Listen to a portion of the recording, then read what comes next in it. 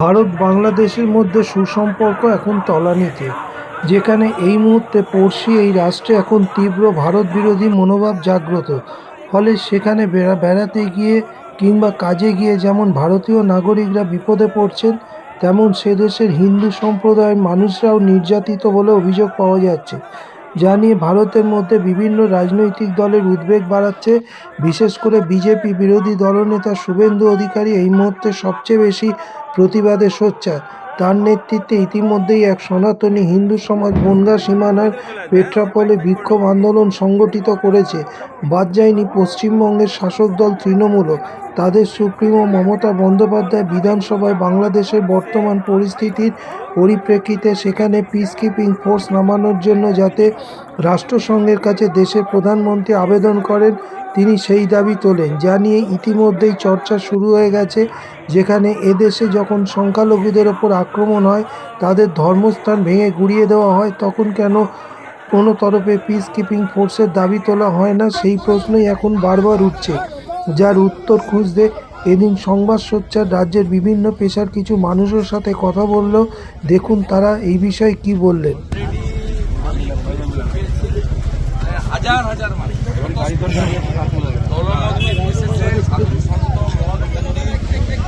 সমাজ সবাই ওখানে আমরা ওখানে যা বলার বলবো এবং আমরা প্রশাসন নিয়ে এগোবো। তবে বিএসএফ এর সঙ্গে আমরা সংঘাতে যাব না। আমরা জাতীয় পতাকা নিয়ে ওখানে আমাদের জাতীয় পতাকার অপমান, ইস্কনের অপমান, হিন্দুর অত্যাচার, তার প্রতিবাদ আমরা করব। আর আমরা বলেছিলাম আজকে গুডস ভেহিকেল আদান প্রদান বন্ধ, সকাল 6টা থেকে বন্ধ আছে, আমাদের বন্ধ করতে হয়। এমনি সম্প্রতি বাংলাদেশের যে পরিস্থিতির উদ্ভব হয়েছে ভারত বাংলাদেশের সম্পর্কের ক্ষেত্রে, যেখানে বাংলাদেশে ভারত বিদ্বেষ এখন চরম পর্যায়ে। পাশাপাশি এ রাজ্যে বিশেষ করে পশ্চিমবাংলায় সেখানেও বাংলাদেশ বিদ্বেষ এখন চরম পর্যায়ে। এই বিষয়ে যে দুই রাষ্ট্রের মধ্যে যে সুসম্পর্কের একটা বার্তাবরণ ছিল, সেটা আজকে সম্পূর্ণ নষ্ট হতে বসেছে। এর জন্য কাকে দায়ী? দেখুন, একটা কথা বলি, বাংলাদেশ যে সরকারটা চলছে তদারকি সরকার নয়, দুর্বৃত্তের সরকার। উগ্র ধর্মবাদ দিয়ে কোনো রাষ্ট্র চলে না। রাষ্ট্র যে নীতি, বাংলাদেশ সেই নীতি মেনে চলছে না। তারা উগ্র নীতি নিয়ে চলছে। তারা সংখ্যালঘু নিধন করার যে আয়োজন করেছে, এগুলো খুব নিন্দনীয়, খুব বাজে। আর ওয়েস্টবেঙ্গল আর পশ্চিমবঙ্গ দুটো এক করলে হবে না। এখানে আইনের শাসন আছে এবং এখানে একটা সংবিধান আছে। আমার মনে হয় বাংলাদেশে কোনো আইন নেই, কোনো সংবিধান নেই, তারা যা খুশি তাই করছে। কেন আইন নেই, কেন সংবিধান নেই? দেখুন না, চিন্ময় প্রভু শ্রীকৃষ্ণ, যে চিন্ময় প্রভুকে যারা ধরেছে, ইস্কনের যে প্রভুকে, মহাপ্রভুকে, সেখানে সুপ্রিম কোর্ট বা হাইকোর্টে তার পক্ষে কোনো লয়ার দিতে পারছে না। কেন পাচ্ছে না? উগ্রপন্থীরা তারা ভয় দেখাচ্ছে যে ওর পক্ষে কেউ, মানে ইস্কনের পক্ষে কেউ লয়ার দিতে পারবে না। আজকে দেখুন, সারা বিশ্বে ইস্কন রয়েছে, কোনো প্রবলেম হচ্ছে না। বাংলাদেশে শুধু প্রবলেম হচ্ছে ইস্কন নিয়ে, সারা বিশ্বে ইস্কন রয়েছে। এই কোভিডের সময় বাংলাদেশ যখন খাওয়া পেত না, যখন ওই যারা আজকে ইস্কনের বিরুদ্ধে লড়াই করছে, তারা খাবার জন্য ইস্কনের মন্দিরে লাইন দিয়েছিল, তখন মনে হয়নি ইস্কনে আমাদের প্রাণে বাঁচেছিল, অন্ন দিয়েছে, খাবার দিয়েছে। এখন ইস্কন খারাপ হয়ে গেছে। এখন ব্যাপারটা সেটা নয়। বাংলাদেশ হচ্ছে দুর্বৃত্তের সরকার। তারা উগ্র ধর্মনীতিতে চলছে এবং তারা সংখ্যালঘু নিধন করার জন্য একটা আয়োজন করছে। এটা খুব নিন্দনীয়, এটা বাঞ্ছনীয় না। আর এরকম করলে প্রতিবেশী রাষ্ট্র যারা আছে তারা তো রেগে যাবে। এটা প্রতিবেশী কারা বলে? যারা সুখ দুঃখের শরিক হয়। বাংলাদেশ আমাদের সুখ দুঃখের শরিক নয়। যারা আমাদের ঈর্ষা করে, যারা আমাদের হিংসা করে, যারা আমাদের মারতে চায়, কাটতে চায়, তাদের সঙ্গে আমরা কেন বন্ধুত্ব করতে যাব? আমি হিন্দু বলে এই অপরাধে বাংলাদেশ থেকে প্রতারিত হবো, আমাকে তাড়াবে, এটা কি সমর্থন আপনি করেন? অনলি অপরাধ কি সে হিন্দু? ব্যাস, এই অপরাধে সে বাংলাদেশে থাকতে পারবে না, বাংলাদেশের নাগরিক হবে না। মোদের আশা, মোদের গৌরব, মোদের পরে কোথায় যাবে বাংলা ভাষা? বাঙালি তাড়ালে বাংলা ভাষা ভুলে যাবে? ধর্ম নিয়ে পেট চলবে? ধর্ম নিয়ে রাষ্ট্র চলবে? এটা যত তাড়াতাড়ি বাংলাদেশের সংখ্যাগুরু সরকার বুঝতে পারবে, তত মঙ্গল, উন্নতায় কিন্তু বাংলাদেশের অচিরেই শ্রীলঙ্কা মতো হবে এবং আরও খারাপ থেকে খারাপতর যাবে। এটা আমি বলতে পারি। বলছেন বাংলাদেশে সংখ্যালঘু সম্প্রদায়ের উপরে অত্যাচার হচ্ছে, একই রকম অভিযোগ তো ভারতবর্ষের সংখ্যালঘু সম্প্রদায়ের তরফ থেকে বারবার উঠেছে, যেখানে গত 12-13 বছরে প্রায় 64 জন সংখ্যালঘু সম্প্রদায়ের মানুষকে হত্যা করা হয়েছে। এই বিষয়ে কি? দেখুন, একটা অর্গানাইজ একটা রাষ্ট্র মার্ডার করছে, এখানে তো রাষ্ট্র মার্ডার করছে, আর এখানে যখন হচ্ছে রাষ্ট্র কি করছে তার বিরুদ্ধে গিয়ে মামলা করছে, দুটো তফাৎ বুঝতে পারছেন না? ওখানে রাষ্ট্র সংগঠিত হয়ে সংখ্যালঘুদের ওপর অত্যাচার করছে। আমাদের কি রাষ্ট্র এরকম কোনো এনকারেজ করে সংখ্যালঘুদের মারার জন্য? এই তফাৎ যদি না বুঝতে পারে, এটা আমরা দুর্ভাগ্য, এবং যারা প্রচার করছে তাদের বলবো তারা বুঝতে পারছে না। আমি চোখে দেখছি ওখানে সংখ্যালঘু নিধন হচ্ছে এবং রাষ্ট্র সাহায্য করছে। আমাদের রাষ্ট্রটা কখনো কল্পনা করে কোনো সভ্য দেশে এটা করে? আমাদের দেশে কেন হবে? আমরা তো রাষ্ট্র আছে, সংবিধান আছে, নীতি আছে, কেন সংখ্যালঘু নিধন হবে? কোনো অভিযোগ হচ্ছে এখানে? সে হচ্ছে, তার জন্য রাষ্ট্র হস্তক্ষেপ করছে, কোর্ট আছে, পানিশমেন্ট হচ্ছে, এটা দেখা যাচ্ছে। ওখানে ওখানে তো কোর্ট নেই, আইন নেই, জজকে মারছে, জজকে মার্ডার করছে, গুলি করছে, তফাৎটা বোঝা গেল। খুব সহজ তো। পশ্চিমবাংলার মুখ্যমন্ত্রী বাংলাদেশের বর্তমান পরিস্থিতির জন্য পিস কিপিং ফোর্স পাঠানোর আবেদন জানিয়েছেন রাষ্ট্রসংঘের কাছে এবং কেন্দ্রের কাছে আবেদন করেছে। হ্যাঁ, এত অত্যাচার বাংলাদেশ করছে, মমতা বিলম্বিত বোধ হয় ভালো হয়েছে, এইসব মন্তব্য করেছে। শান্তি সেনা পাঠাবার দরকার নেই, ওখানে মিলিটারি পাঠানো দরকার, যোগ্য জবাব দেওয়ার দরকার বলে আমি মনে করি। মমতা ব্যানার্জি ভালোই কথা বলেছে, এর পদক্ষেপ দরকার। কারণ এত এত এত উস্কানি দিচ্ছে, এত বাংলাদেশিরা ভারত বিদ্বেষী, এটা কাম্য নয়। আমাদের মাননীয় মুখ্যমন্ত্রী যথার্থ বলেছেন যে নরেন্দ্র মোদীর স্টেটমেন্ট দেওয়া উচিত, প্রতিরক্ষা দপ্তর থেকে স্টেটমেন্ট দেওয়া উচিত, এবং শান্তি সেনা পাঠানো প্রয়োজন বলে মনে করেছেন। আমি সঠিক বলে মনে করি। দেখুন, এটা খুব দুর্ভাগ্যজনক যে বাংলাদেশে যেটা হচ্ছে, যে হিন্দু মাইনরিটির উপরে যে অত্যাচার করা হচ্ছে সেটা খুবই দুর্ভাগ্যজনক, এবং যে ভিডিওগুলি এখন সোশ্যাল মিডিয়াতে আমরা দেখতে পাচ্ছি, এক্স হ্যান্ডেলে যেগুলো আমরা দেখতে পাচ্ছি, সেগুলো খুবই দুর্ভাগ্যজনক। আমি একটা জিনিসই মনে করি যে বাংলাদেশে আজকের দিনে মানে আইনের কোনো শাসন নেই, যার জন্য কনস্টিটিউশনাল একটা বিশাল ক্রাইসিসের মধ্যে বাংলাদেশ যাচ্ছে, এবং এটা যদি খুব বেশি দিন কন্টিনিউ করে পুরো কান্ট্রির কিন্তু কনস্টিটিউশনাল যে ডেমোক্রেসি এবং যে কনস্টিটিউশনাল ফ্রেমওয়ার্ক পুরোটাই কিন্তু কোলাপস করে যাবে। ফলে কী হবে, এই বাংলাদেশের অবস্থা কিন্তু আলটিমেটলি ওই শ্রীলঙ্কার মতনই হবে, বা অন্য আরও বিভিন্ন দেশের মতো হবে, যে দেশগুলো খুব মানে ইদানিংকালে আমরা দেখেছিলাম মানে তারা সারভাইভ করতে পারছিল না। তো এটা খুবই দুর্ভাগ্যজনক। আমার মনে হয় বিভিন্ন সম্প্রদায়ের মানুষদের এগিয়ে আসা উচিত। যে কোনো সংখ্যালঘু সম্প্রদায় তার এগেনস্টে এরকমভাবে অত্যাচার করছে, এটা একদমই মেনে নেওয়া যায় না। আমার মতে মনে হয় হিউম্যান রাইটসের এগিয়ে আসা উচিত, এবং আমাদের যে United Nations peace keeping force তাদেরও এগিয়ে আসা উচিত, এবং সমস্ত মানুষের এটা নিয়ে ভাবা উচিত। বাংলাদেশে যেভাবে হিন্দু সম্প্রদায়ের ওপর অত্যাচারের অভিযোগ আসছে, ঠিক একইভাবে আমাদের দেশেও মুসলিম সম্প্রদায়, সংখ্যালঘু সম্প্রদায়ের ওপর নানান সময় অত্যাচার নির্যাতনের কিন্তু ঘটনা ঘটছে, এবং বিনা বিচারে আটকের সংখ্যাও কিন্তু আছে। সেই ক্ষেত্রে একজন মানবাধিকার কর্মী হিসেবে কি বলবেন? দেখুন, বাংলাদেশের পরিস্থিতি আর ভারতবর্ষের পরিস্থিতি কখনোই গুলিয়ে দেওয়া যাবে না, কোনোদিনই এক নয়। একটা জিনিস আপনি ভেবে দেখুন, ভারতবর্ষ হচ্ছে আজকে গোটা পৃথিবীর মধ্যে মানে বৃহত্তম একটা গণতান্ত্রিক দেশ। এটা তো একটা বিষয়, এটা তো একটা বাস্তব সত্য যে 42টির বেশি অলমোস্ট ইলেকশন কন্ডাক্ট হয়ে গেছে ভারতবর্ষে, ডেমোক্রেটিক্যালি একটা ইলেকশন কন্ডাক্ট হয়েছে ভারতবর্ষে। আজ অবধি কোনো মানে আমাদের স্বাধীনতার এত বছর হয়ে গেল, আজ অবধি কোনো রকম মিলিটারি শাসন আমরা ভারতবর্ষে দেখতে পাইনি, সেভেন এক্সেপ্ট ইমার্জেন্সি, বা কোনোদিন এরকম কোনো ঘটনা ঘটেনি যেটা বহুবার আমরা পাকিস্তানের ক্ষেত্রে দেখেছি, বা এখন বাংলাদেশে দেখছি, বা আমরা শ্রীলঙ্কায় দেখেছিলাম। সুতরাং কোনো বিচ্ছিন্ন ঘটনা ভারতবর্ষে যেটা ঘটেছে সেটার সঙ্গে বাংলাদেশকে একদমই গুলিয়ে দেওয়া যাবে না। কারণ ভারতবর্ষে যেখানে আপনি বলছেন যে এই মুসলিম মাইনরিটিদের ওপরে কিছু জায়গায় অ্যাট্রসিটি হয়েছে, সেগুলোর এগেনস্টে কিন্তু আইনের বিচার আছে, সেগুলোর এগেনস্টে কিন্তু আইনি পদক্ষেপ নেওয়া হচ্ছে। যেখানে আইনি পদক্ষেপ নেওয়া হচ্ছে না, তার এগেনস্টে মহামান্য আদালতে মানুষ তার বিক্ষোভ জানিয়েছে। এবং আজ আমরা যে এগুলো আলোচনা করছি আজকে এই দেশেই দাঁড়িয়ে, তার মানে কি, তার মানে এইগুলো আমাদের নজরে এসছে, আমাদের মিডিয়া এসছে, মিডিয়া দেখিয়েছে, এবং সেগুলো বিচারাধীন। কিন্তু বাংলাদেশের ব্যাপারটা তা নয়, বাংলাদেশে বিচারের সুযোগই পাচ্ছে না। বাংলাদেশে যদি আপনি দেখেন, ওখানে বিচারের সুযোগই পাচ্ছে না, ওখানে কোর্টে আইনজীবীকে দাঁড়াতে দেওয়া হচ্ছে না, ওখানে বেল পিটিশন মুভ করতে দেওয়া হচ্ছে না, তার ফান্ডামেন্টাল রাইট যেটা এক্সারসাইজ করবে একটা মানে হাইয়েস্ট মানে প্লেস অফ ডেমোক্রেসি, সেখানে সে যেতেই পারছে না। সুতরাং বাংলাদেশের যে ঘটনা, এটা বিচ্ছিন্ন ঘটনা না, ভারতবর্ষের যে ঘটনা সেটা বিচ্ছিন্ন ঘটনা। সুতরাং দুটোকে একসাথে মেলালে কখনোই চলবে না। পশ্চিমবাংলার মুখ্যমন্ত্রী বাংলাদেশের বর্তমান পরিস্থিতিতে উদ্বেগ প্রকাশ করে তিনি পিস কিপিং ফোর্স চেয়েছেন, কি বলবেন?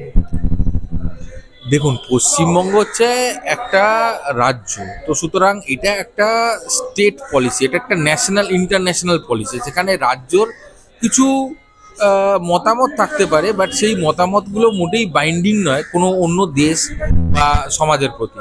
সুতরাং এখানে ডিসিশন নিতে হবে আমাদের স্বরাষ্ট্র মন্ত্রককে, এখানে ডিসিশন নিতে হবে আমাদের সেন্ট্রাল গভর্নমেন্টকে। এটা একটা ন্যাশনাল সিকিউরিটির ব্যাপার আছে। হ্যাঁ, পশ্চিমবঙ্গের ক্ষেত্রে এটা হচ্ছে একটা বিশাল ভাবনার বিষয়, কারণ আমাদের যে রাজ্যটা আছে, রাজ্যটা কিন্তু বর্ডারিং স্টেট বাংলাদেশে।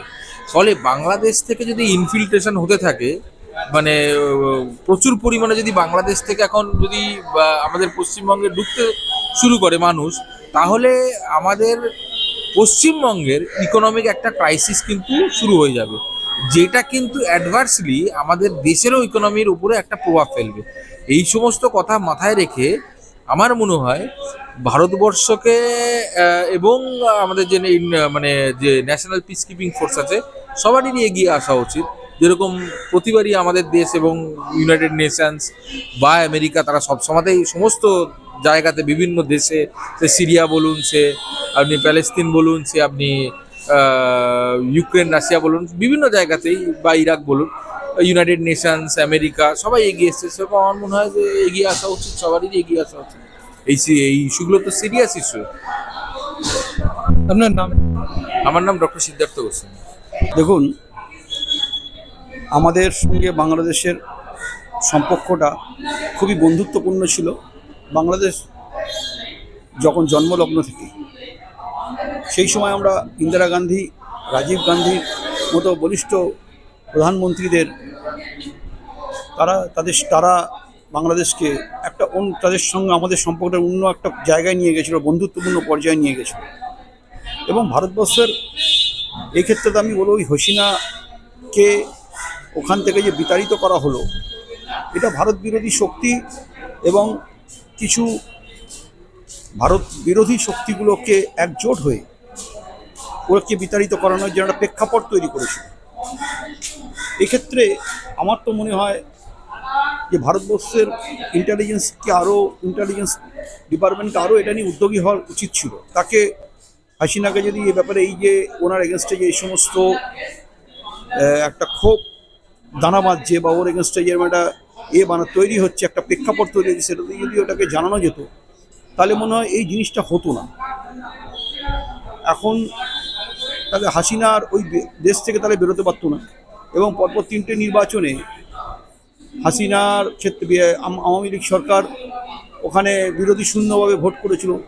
সেই সময় যদি ভারতবর্ষ থেকে ওকে বলা হতো যে তুমি আজ বিএনপি ফিএনপি সকলকে নিয়ে অন্তত নির্বাচনটা করো, তাহলে এই যে একটা নির্বাচনে বিরোধী অন্যান্য দল লড়েনি, শুধু আওয়ামী লীগই লড়ে গেল বা জিতে এলো, এই জিনিসটা থাকতো না। সেক্ষেত্রে আর এই সিচুয়েশনটাকেও কিন্তু ওরা ভারত বিরোধী যারা শক্তি, তারা এটাকে তৈরি করতে পারত না। আর ওখানকে সংখ্যালঘু সম্প্রদায়ের ওপর প্রচণ্ড অত্যাচার হচ্ছে, যে কারণ কি আওয়ামী লীগ সবসময় ওখানে একটা গণতন্ত্রীয় সরকার এবং ধর্মনিরপেক্ষ সরকার পরিচালনা করত।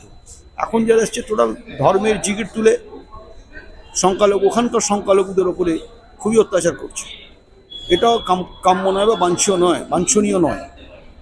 এই কারণে বলছি যে বাংলাদেশ অনেকাংশে কিন্তু আমাদের ভারতবর্ষের ওপর ডিপেন্ডেবল। সেই জায়গাটা ওরা কিন্তু এখনও পর্যন্ত বুঝতে পারছে না, কিন্তু হয়তো বুঝেও গেছে।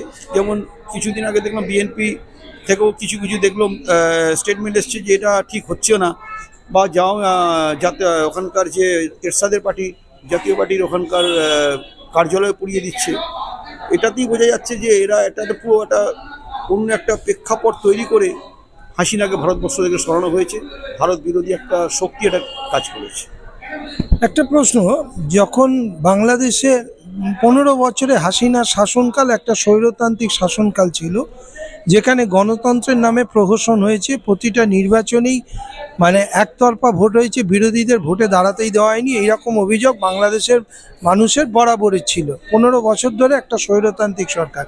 সেই জায়গায় দাঁড়িয়ে হাসিনার বিরুদ্ধে যখন বাংলাদেশের মানুষরা রাস্তায় নেমে একটা গণ অভ্যুত্থান ঘটালো এবং সেই অভ্যুত্থানের পরিপ্রেক্ষিতে হাসিনাকে দেশ ছাড়তে বাধ্য হলো, সেই হাসিনাকে যখন কোনো রাষ্ট্র জায়গা দিল না, এমনকি 50টার ওপর মুসলিম কান্ট্রি, যেগুলো ইসলামিক কান্ট্রি, তারাও ওকে জায়গা দিল না, অথচ ভারত তাকে জায়গা দিয়ে বাংলাদেশের 17 কোটি মানুষকে ক্ষুব্ধ করলো না কি? আপনি কি মনে করেন? না না, ক্ষুদ্র কথা করেছে। আমি তো প্রথমেই আপনাকে বললাম যে হাসিনাকে সরানোর একটা ভারত বিরোধী একটা শক্তি তাকে চক্রান্ত করে তাকে সরিয়েছে দেশ থেকে। সেক্ষেত্রে ভারত তো তাকে তার প্রতিবেশী রাষ্ট্রের মেন যিনি হোতা, যে বাংলাদেশের বঙ্গবন্ধুর যিনি কন্যা, যিনি উনি বাংলাদেশকে প্রতিষ্ঠা করার জন্য যেন যার অবদানকে অস্বীকার করা যায় না, তার কন্যাকে আমরা আশ্রয় দিয়েছি, এটাতে আমরা কোনো দোষের খুঁজে পাচ্ছি না। আজকে ভারতবর্ষেই তো উনি সবচেয়ে আগে জায়গা পাবেন, কারণ ভারতবর্ষই বাংলাদেশ তৈরি করতে ভাষা আন্দোলন নিয়ে যে বাংলাদেশের জন্ম, সেই দেশকে তৈরি করার ক্ষেত্রে ভারতবর্ষ যে সাপোর্ট, সে তো আমাদের বন্ধু রাষ্ট্র, তাকে তো আমাদেরকে আশ্রয় দেওয়া। আপনি হয়তো ভুলে গেছেন কিনা জানি না, মালদ্বীপে আব্দুল গাইমের গভর্নমেন্ট ছিল, যার এগেনস্টে আপনার একটা সামরিক বাহিনীর অভ্যুত্থান হয়েছিল, বা তখন ভারতবর্ষের প্রধানমন্ত্রী ছিলেন রাজীব গান্ধী। সেই খবরটা পেয়ে সাথে সাথে এখান থেকে একটা পিস আমাদের আর্মিদের ওখানে পাঠিয়ে ওই অভ্যুত্থানটাকে রুখে দিয়েছিলেন, দিয়ে ওনাকে প্রোটেক্ট করে রেখে দিয়েছিলেন। এটা তো ভারতবর্ষের কর্তব্যের মধ্যে পড়ে। ভারতবর্ষ এত বড় একটা দেশ, কান্ট্রি, ভারতবর্ষ তার প্রতিবেশী রাষ্ট্রগুলোকে হেল্প করবে না? এটা তো হতে পারে না, নিশ্চয়ই করবে। সেক্ষেত্রে ভারতবর্ষ কোনো অন্যায় করেনি, ভারতবর্ষ হাসিনাকে আশ্রয় দিয়ে ঠিকই কাজ করেছে। শেষ প্রশ্ন, যেটা হচ্ছে পশ্চিমবাংলার মুখ্যমন্ত্রী, মাননীয় মুখ্যমন্ত্রী, তিনি বিধানসভায় বলেছেন যে বাংলাদেশে ইমিডিয়েট পিস কিপিং ফোর্স পাঠানো উচিত, যে শান্তি বাহিনী।